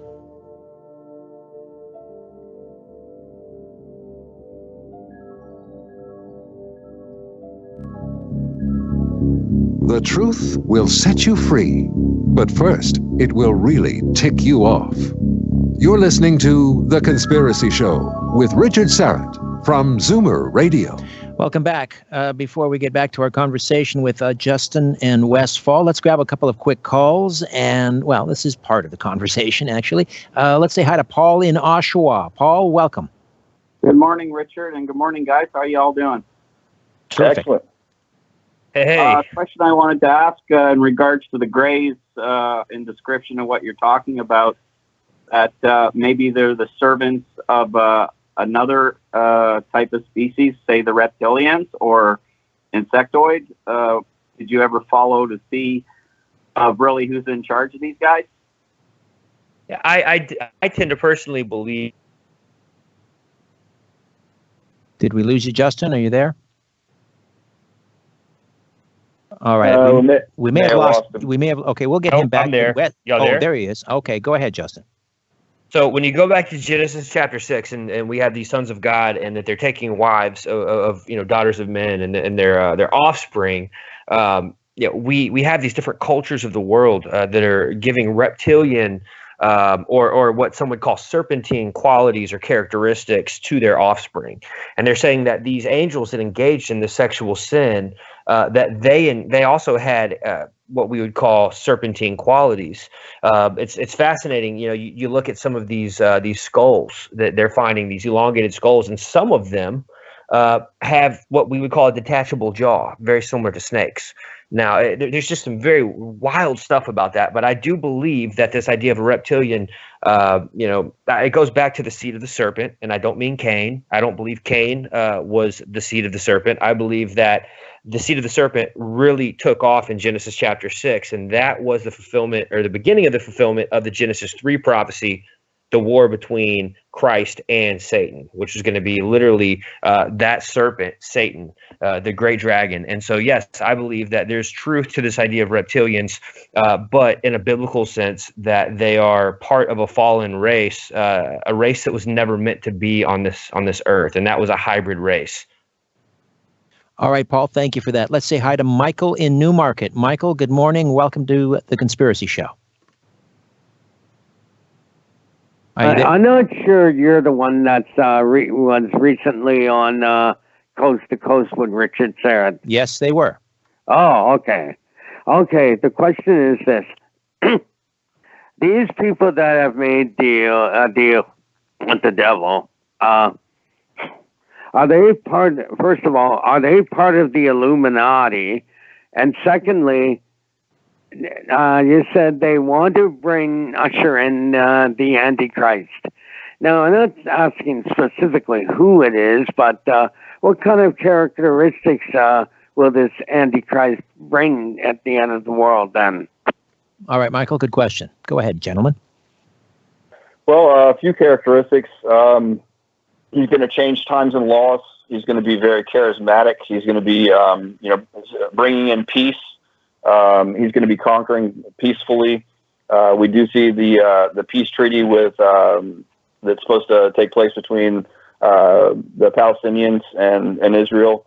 So there's a handful of big things that it talks about that he's going to take place, or that he's going to do. And it's also said that he'll suffer a seemingly mortal head wound, but then he will be resurrected. Exactly. Yeah. So the world is, and we kind of get into that and in the belly of the beast as well. But he's going to be viewed by the whole world. He's going to be loved by the whole world. And in the end, he's going to be able to call down fire from heaven and do some just amazing, crazy things that the world has never seen. It's going to flip the world on its head, really. And that's one of the problems. Even within the church, there's a lot of people that don't have a supernatural biblical perspective. They just look at it like it's a fairy tale and bedtime stories. And so it's I think that's also, and I'm kind of on a tangent, but I think that's the reason for their secrecy, is because they took a big note from Orson Welles and H.G. Wells' War of the Worlds. They saw the effect that had on society. People were committing suicide, just crazy stuff taking place, and they have to incrementally get the world ready for it. Otherwise, it would just kind of implode. All right, Michael, thank you for that. Let's grab another quick call. Wayne is in Oshawa. Wayne, good morning. Welcome to The Conspiracy Show. Hi, Wayne. Go ahead. Yes, sir. Calling from Hamilton, Ontario. Oh, Hamilton. Terrific. Okay, thank you.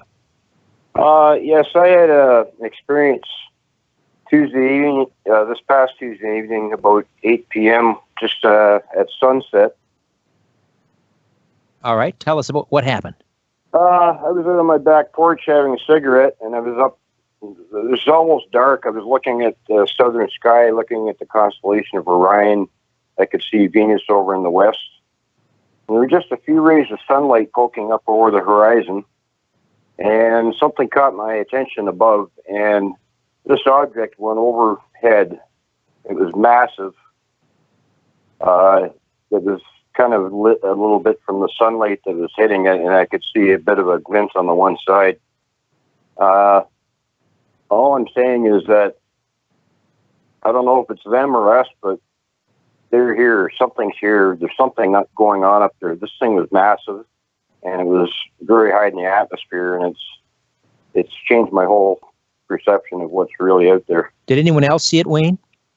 Unfortunately, no, and I've been up every night trying to catch it again. Tonight it was clear. I couldn't see anything, but it reminded me of if you were standing at the bottom of the ocean and looked up and saw a super oil tanker go overhead. That big, eh? It was massive, and it was very high up, possibly outside the atmosphere, because, like I say, the sun was just down over the horizon, and whatever it was very high up, and it was very huge. If you were to extend your arm up above you, it would be the width of 2 fingers. All right. Did it make any sound? There was no sound. There was nothing. It was just silent, and it just faded off into the darkness after it went out of the sunlight. All right. Now, well, thank you for sharing that. Gentlemen, that it raises a good question. When we see these craft in the air, are they ours or are they theirs, given that we made some sort of deal in exchange for technology? It's tough to say. The thing is that we know for a fact that the government for years has been operating with what can only be explained as an unidentified flying object. I mean, clearly they have. I mean, all you got to do is look at some of the the wartime technology that we operate with today, and some of those flying machines. They had predecessors, and they had testing that went on that nobody knew about. But on the other hand, there are very much interdimensional vehicles, and I think we need to be careful to not discount that idea, because the Bible, and again, as a born-again Bible-believing Christian, I believe the Bible is a very supernatural book that gives us all the answers, where we have even good vehicles of transportation, not just demonic. So there are, in fact, not that we need to be trying to communicate with these things. I want to be very clear about that, but there in the Bible, in ancient history, there were accounts of what we would call a good vehicle coming down. You had Enoch that was taken up. You had Elijah that was taken up. You've got Ezekiel's wheel. There's some very interesting things in Scripture. But I just want to encourage. What was his? I'm sorry. What was the name of the caller? I believe that was Wayne in Hamilton. Wayne, I just wanted to encourage Wayne. I've got some stories from some friends who have kind of been in a similar situation, and they began to really want to get out there every night at the same time, trying to see it, trying to learn more about it. And a very close friend of mine personally got very engulfed in this. And I just want to warn you, a word of caution, if you don't mind, be very careful with this type of thing, because there are alleged telepathic, psychic type powers that can be engaged spiritually upon people that are seeking, to follow these crafts, people that are seeking to learn more and to watch them physically. I know a story of a very close friend where he got extremely involved in this, and it took over. I mean, I forget how many months it was taking place. He literally was almost bewitched by a force that came down from this particular UFO out in California. So I say be careful, trying to go out there and trying to get too close to these types of things. All right. I got time for one more call, and then on the other side, we're definitely going to get to discussing Tom Horn. But here's Pamela in the Volunteer State, Tennessee. Hello, Pamela. Welcome. Hi. Good evening. Good evening, gentlemen. Wanted to ask in Noah's day, of course, there were Nephilim that existed, and I've read several. There's a book called Nephilim. I think it's called Creatures of the Gods or something of that nature. Anyway, most of them were destroyed in the Great Flood of Noah's days, but there still supposedly exist on the earth Nephilim today, who are they're present on the earth, but they're actually kind of hidden, and they will be towards the Battle of Armageddon. Have you tied anything in with these interdimensional beings with the Nephilim? Absolutely. Matter of fact, we do a good deal of breaking this down, some of this down in Hollow Earth Chronicles. But for the sake of time, I'll just quickly say yes, absolutely. I also want to say that I tend to follow the less popular view. I believe that God destroyed all of them with the flood, and then I believe in what happened was a second incursion. I believe more fallen angels did it again after the flood, and I think that nowadays they've gotten more creative with their technology, because nowadays, you see these massive giants walking around. That's just not going to go well with the narrative that they sell today. So I think they've gotten creative, and they've got smaller hybrids now, people that look more like humans. So, but yes, I do believe that they are waiting, and they are part of the end game that will be released during the Great Tribulation. Yes, ma'am. That is a great observation. Pamela, thank you so much for the call, for checking in. Wes, I think you wanted to weigh in, but we'll wait till after the break. We'll come back and have you finish up on that point. And also, as I say, we'll get to talking about Tom Horn, a guest on this program, and he's also featured in Higher Entities, The Lost Tapes. The directors or producers of the film, Wes and Justen Faull, my guests, right here on The Conspiracy Show. Stay with us.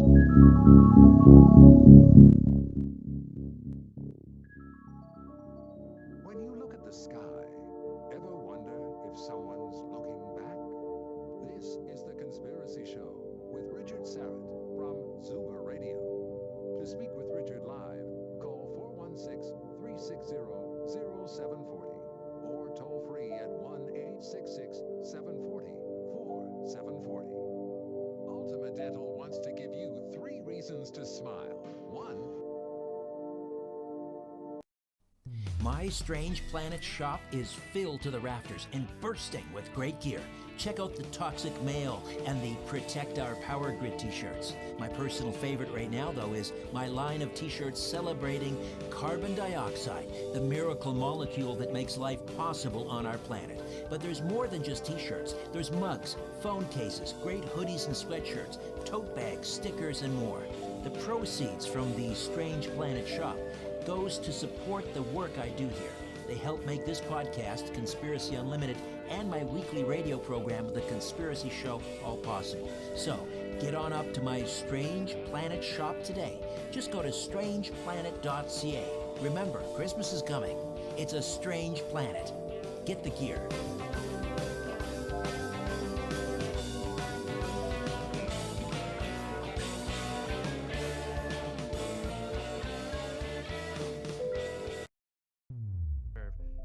Like when you're the middle child. They gave the family dog my name and no one noticed.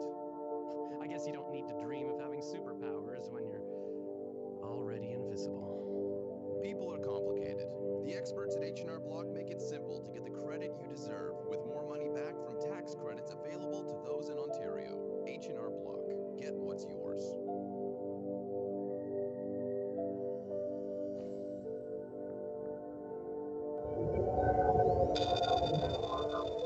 Curiosity, or did the devil make you do it? Whatever the reason, welcome back to The Conspiracy Show with Richard Serrett from Zoomer Radio.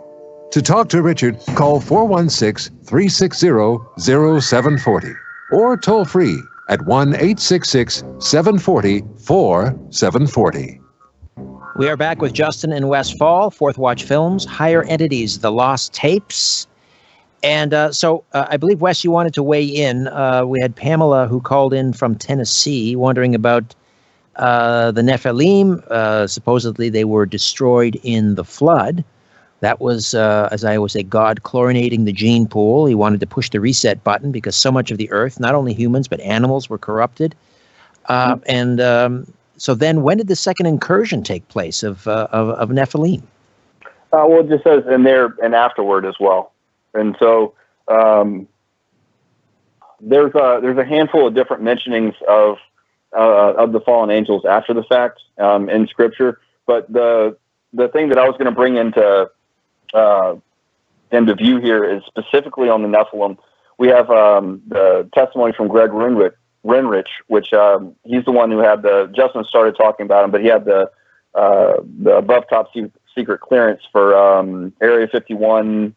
Groom Lake, S4, just crazy clearances there, and so he's witnessed the 10-foot excuse me, I can't even talk now. The 10-foot tall giants, and said that they had referred to themselves as the Nephilim, and that they were preparing for an intergalactic war with God, and they believe that they're going to win. And he witnessed that in a deep underground military base. To go further, just to show that this is a little bit bigger than just dealing with little green men. They weren't allowed to say the name of Jesus underground. So they even they were required to sign an affidavit of agreement on that they couldn't even mention the name of Jesus. So there's something bigger going on, but we definitely delve into looking at the Nephilim in this film as well. All right, it's all Tom connected. Horn. Right. Tom Horn from Skywatch TV, publisher, author, has been on this program, most recently talking about a kind of a doomsday comet that is heading our way. He also is in the documentary, and actually, in the trailer that I saw, he kind of warns you guys. He says, be careful where you're going with this, because it's dangerous. So tell us about Tom Horn and how his family was impacted by this. Sure. Well, we love Tom. He's a great resource, invaluable. But we reached out to him because he wrote a book called Exo Vaticana. Specifically, that was the one that we were going to kind of pick his brain on. And in that book, he investigated the Collins elite, and he sought out the same thing that we were trying to get to the bottom of. And in the process, he reached out to a handful of people, but one of them was, Gregory Richford. He was an advanced flight specialist for Ball Aerospace, a massive contractor for the U.S. government. He cautioned Tom against disbelieving in the Collins elite type groups. And then he was the one who issued the dire warning to be careful while he's investigating this. And the reason for that is because we were talking about those two different factions that we have with the Collins elite, and even further with Ray Boucher and his contact with the DOD. We find out that this is still taking place. And so when you have those two factions, you've got some who are like, yeah, let's just go do whatever it takes. We've tried the science and it's not doing as well as we had hoped. So let's go ahead and just jump into ritual because it works. But then on the other hand, you have people who are cautioned against it, and they're like, this is wrong. This is demonic. These are nefarious beings. We can't trust them. So that was the big caution, because when you're looking into this, we might have opened up a door, and it's some people we don't want to talk to, or some people that don't want to talk to us. But he had cautioned us. He passed that same caution along. But it gives validity to this idea. Another person was Nick Pope. You may have had him on your show before too. Yes. But former director for the UFO Studies Group of Military Defense of Britain. Nick as well cautioned against discrediting this information, and he said that he knew of similar groups in Britain that were running into the same things. That this is, in fact, real. This phenomenon is real, and it's demonic in nature. So what happened to Tom Horn's brother-in-law? Yes. So that's a crazy story. This is the first time that he gave that testimony on video. So his sister Vida, she had some different visitations, a handful around 13 years of age, and she had some visitation from small grays when she was a teenager. So you fast forward to I'm not sure how many decades later, but she got married, and her husband was, he was a nuclear physicist, and he worked for General Dynamics in San Diego, and then they had shortly thereafter moved to Los Alamos, and he was doing some work there. And so they're visiting. He's home from work, and they're having a couple of drinks, and she's telling the story of when she was a child. And so he listened to the story, just your standard abduction scenario, and so he followed up by saying, what you just said is absolutely true. It's real, and he actually went further to say that he's actually working on some of this very alien technology for their transport. He was reverse engineering, deconstructing it, exactly, deconstructing it, and so 48 hours later, this is where it gets real crazy. So he tells her that, and 48 hours later, he's nowhere to be seen. He can't be found. She's already reported him missing. Did the report and everything, and she's reaching out to Los Alamos. Hey, where's my husband? I need to, I'm worried. Los Alamos couldn't give her any information, and so she, after so much time passes, she's trying to get benefits because she no longer has a husband. And she goes to Social Security, and they're like, we need a death certificate, but Los Alamos couldn't produce one. So she's going back. She's going round and round in circles trying to get all this sorted out. Los Alamos gets back in touch with her and says, your husband died in a tragic accident, and we can't tell you the details of this. It can't be reviewed, and they couldn't produce a body either. But a few weeks after that, she gets a call from Social Security, and they say, hey, you're good to go. You don't need documentation. You don't need to produce a body. You're good. So they obviously they were under surveillance, and even in their own home. Mm-hmm. Absolutely. And the thing that blows my mind about this whole scenario is that they just tried to sweep it under the rug and let it go, but she wouldn't let that go. I mean, this is her husband, and he was the breadwinner. And so she starts rattling the cages up the chain of authority in the government. And more agencies are now getting attention to the fact that, a high security clearance government worker has disappeared, and his possible widow is trying to get money. And so in order to just silence everything and just put an end to her research, they just gave it to her. Hey, take this. Don't ever talk about it again. All right. We'll take another time out, and we'll come back. Final segment with the Faull Brothers, Fourth Watch Films, right here on The Conspiracy Show. Don't go away.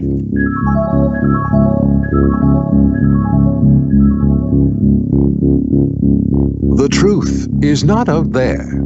It's right here. The Conspiracy Show with Richard Sarrett from Zoomer Radio. It's been amazing to reinvent myself and to do new things. That's how one Zoomer magazine rated If you want to support my work here at Strange Planet, please consider becoming an official donor. It's easy. Just go to patreon.com/Strange Planet. There are several donation tiers to choose from $1 per month to $50 a month. For the month of December, new donors at the $10, $20, and $50 per month tier receive a free mug from my Strange Planet shop. Donors in the $20 tier also have their names appear on a crawl during the YouTube live stream of my weekly radio program, The Conspiracy Show. And donors in the $50 tier receive a special on-air thank you on my radio program. Whatever you give, your support helps keep my radio program and this podcast going. Help me pursue the truth wherever it leads. Patreon.com/Strange Planet. Thank you, and God bless.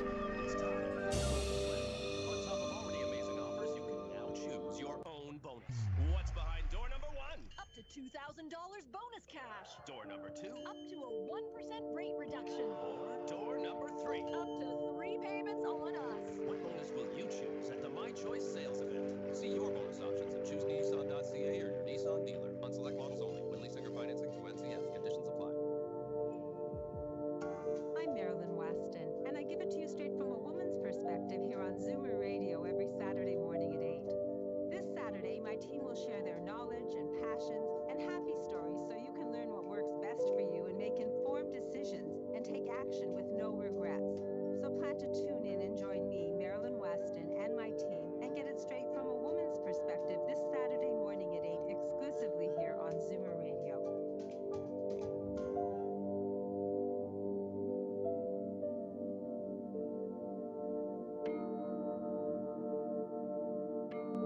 If you're sure your phone isn't tapped, call now.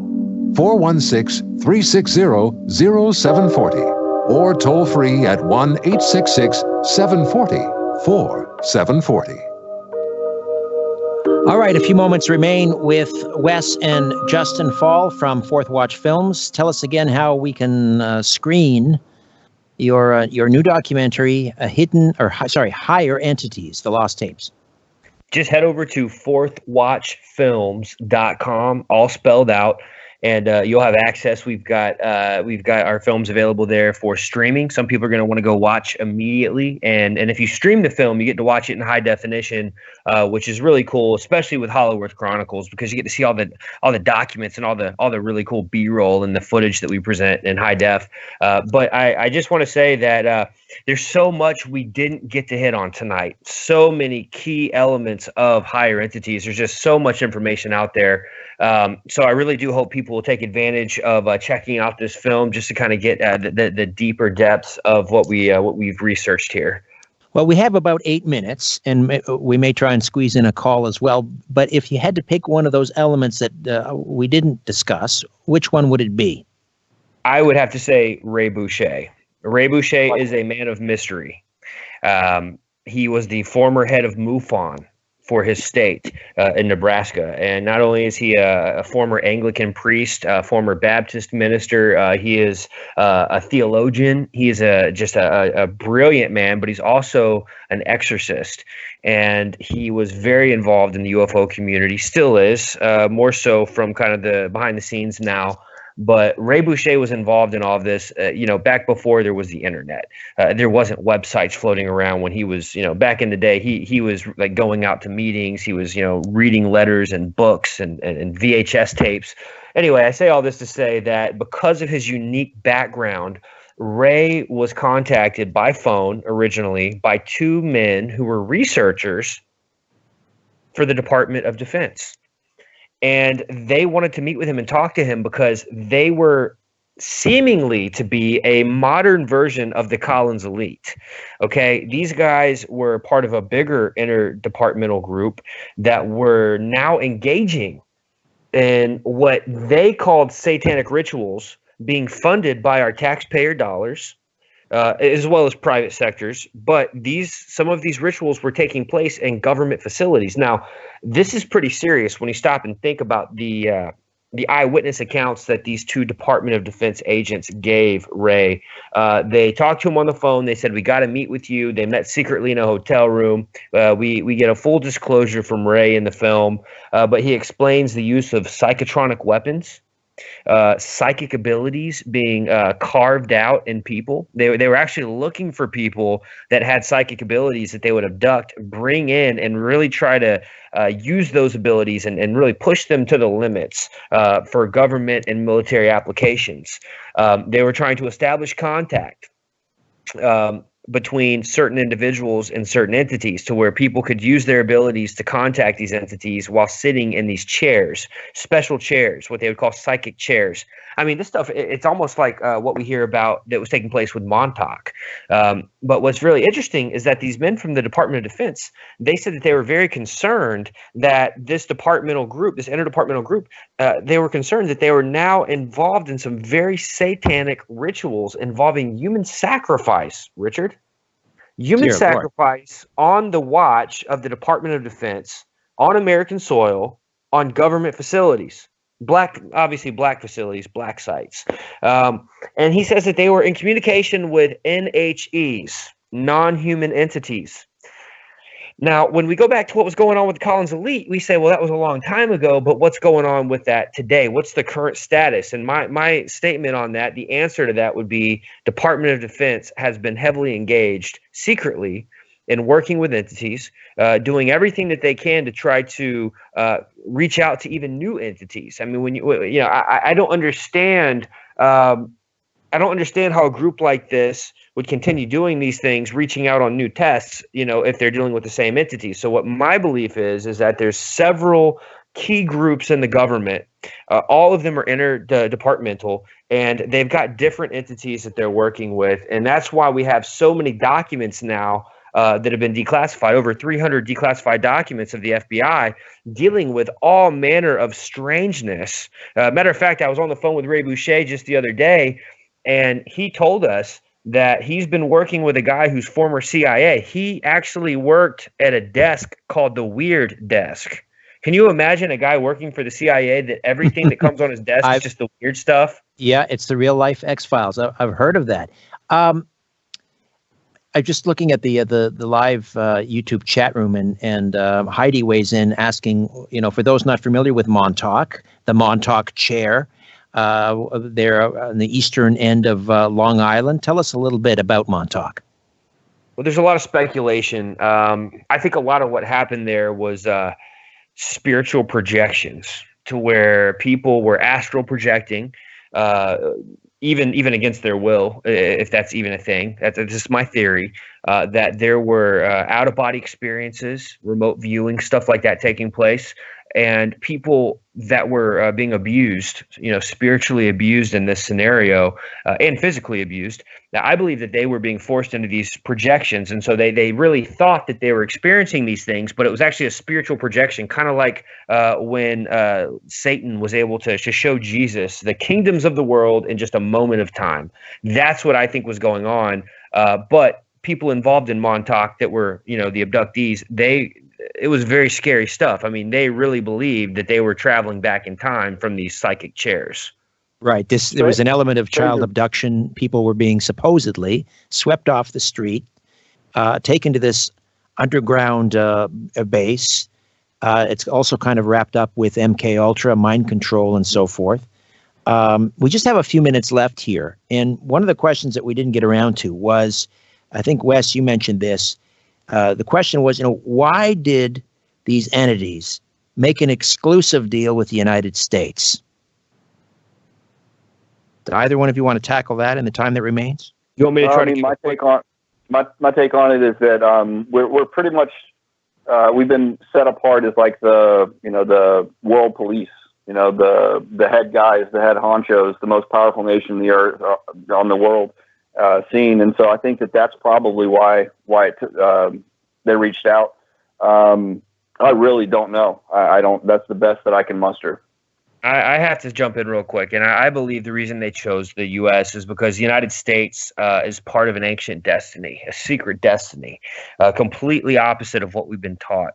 I'm hoping that we can come back on and talk about that. Matter of fact, I believe that the United States, before its infancy, we've got ancient history on this nation, on the land, and going back to what you said earlier, Richard, about we don't wrestle with flesh and blood. The Bible says we're wrestling with these principalities, these entities, if you will. And I believe that the principality over this continent of America, we're dealing with North America, Mexico, Canada, there's this big chunk of land, I believe, is the land of the plumed serpent. And we've done a great expose on this. I'd love to talk with you about it more, but it has a strong role to play in end times prophecy.